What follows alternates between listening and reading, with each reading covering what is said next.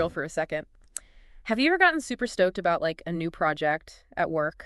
Oh, You get going and suddenly it's like, bam, total roadblock. it's the worst. And you start to wonder, right? Like, is someone out to get me? It's so easy to jump to conclusions. You know what I mean? Like you see adversaries everywhere. Right. But the thing that's so interesting about what we read in pasted text is how much it emphasizes figuring out if someone is really an adversary. Oh, that's interesting. Because it's not always so obvious, is it? Exactly. It's not just about clashing with someone's personality or disagreeing every now and then. Mm. This is deeper. It's about constantly running into those deliberate roadblocks. Yeah, like those people who just seem to always derail your progress. So how do we figure that out then? How do we cut through all the noise at work and identify who is actually trying to hold us back? Well, the text we looked at defines an adversary as someone who is constantly blocking you from reaching a specific goal. Okay. So it's not about someone who replies all on an email with way too many comments. Right. Well, maybe it is, but probably not. Okay. It's really important to remember that misidentifying your adversaries can actually be just as bad as not recognizing a real threat at all. Really? So I would think it's always better to err on the side of caution. I know it seems counterintuitive, right? Yeah. But think about it this way.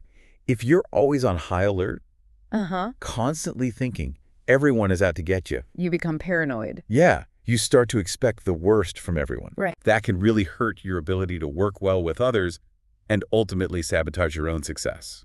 I see what you mean. It reminds me of that saying, when you have a hammer, everything looks like a nail. Exactly. So before we even think about dealing with an adversary, we need to be sure we're dealing with a real one. Right. We have to become detectives in the workplace. I like it. We need to look at the situation carefully, analyze the patterns, and then ask ourselves, is this person really trying to rain on my parade, or do they just have a different way of doing things? Okay, so let's say we've put on our detective hats, we've done our investigating, and we're certain we're dealing with a true adversary.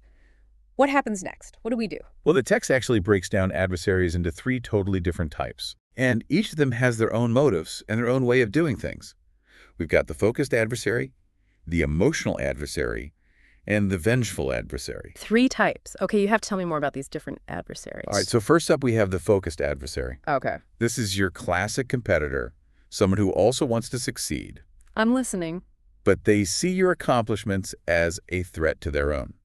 So like that coworker who always seems to be gunning for the same promotion as you. Exactly, and they're always somehow one step ahead. Ugh, the worst. But the important thing to remember about the focused adversary is that they're not out to get you personally. Oh, really? It's not personal, it's all strategic. Okay. They're playing the game, trying to reach their goals. So they're not necessarily trying to sabotage me. They just want to win. Yeah, you could look at it that way. They're an opponent, not an enemy. Okay, I think I get it. What about that second type? The emotional adversary. Okay. Now this one's a whole different ballgame. Really? Because for a second there, I was starting to think that maybe not all adversaries are so bad. Well, an emotional adversary is someone who just thrives on drama. Yeah. They love stirring the pot. Yeah. And they create chaos everywhere they go. You know, I think I've actually worked with someone like that before. It's like they get energy out of starting conflict. It's true. And that's what makes them so difficult to deal with. Oh, yeah. Their behavior can be so unpredictable because it's all driven by whatever emotions they're feeling in the moment. So it's not like the focused adversary where you might be able to find some common ground and work together. It's much harder to reason with an emotional adversary because logic just doesn't really factor into their decisions. And I bet it's tempting to get sucked into their drama, too. Oh, absolutely. Pasted text actually calls them emotional arsonists Oh. because they love to start fires, even if it means they get burned too. Ouch. All right, so we've got our ambitious climbers and we've got our drama queens. Yeah. That brings us to number 3. What's the third type of adversary? That would be the vengeful adversary. Okay, vengeful adversary. What's their deal? This is the toughest type of adversary to deal with. Really? What Yeah. makes them so tough? Well, unlike the focused adversary who just sees you as an obstacle, Right. or the emotional adversary who just loves to watch the world burn, Uh-huh. the vengeful adversary is laser focused on taking you down. Whoa. Me specifically. What would that even look like at work? Well, let's say you have a coworker who's always subtly discrediting your ideas in meetings. Oof, I've been there. Or maybe they spread rumors about your work ethic behind your back. Yeah. They might even try to sabotage your projects by not giving you all the information you need. That's cold. Or they might try to take credit for all your hard work. I see where you're going with this. This is a whole other level of adversary. They sound almost impossible to deal with. They definitely present a unique challenge. I bet. What makes them so hard to handle? Well, for starters, they're not driven by logic or strategy like some of the other types. Oh, so you can't reason with them. Exactly. They're driven by this deep-seated need for revenge. They want to see you pay for something they think you did to them. Even if you didn't actually do anything. Even if it's all in their head. Wow. So how do you deal with that? How do you even begin to approach a situation with a vengeful adversary? Okay, so we've identified our adversary. We know what makes them tick. Now, for the big question, what do we actually do about it? How do we deal with these different types of workplace foes? Well, the authors give us two main strategies, conversion and containment. Okay, I'm intrigued. Tell me more. And the best strategy to use really depends on the type of adversary you're dealing with. Makes sense. So let's start with conversion, because honestly, who doesn't love a good workplace redemption arc? Haha, I hear that. With conversion, the goal is to actually transform your adversary into an ally. Wow, really? Is that even possible? You'd be surprised. It's all about figuring out what you have in common with this person, what your shared goals are. So you're not looking at them as an enemy anymore. You're looking for ways to work together. Yep. Exactly.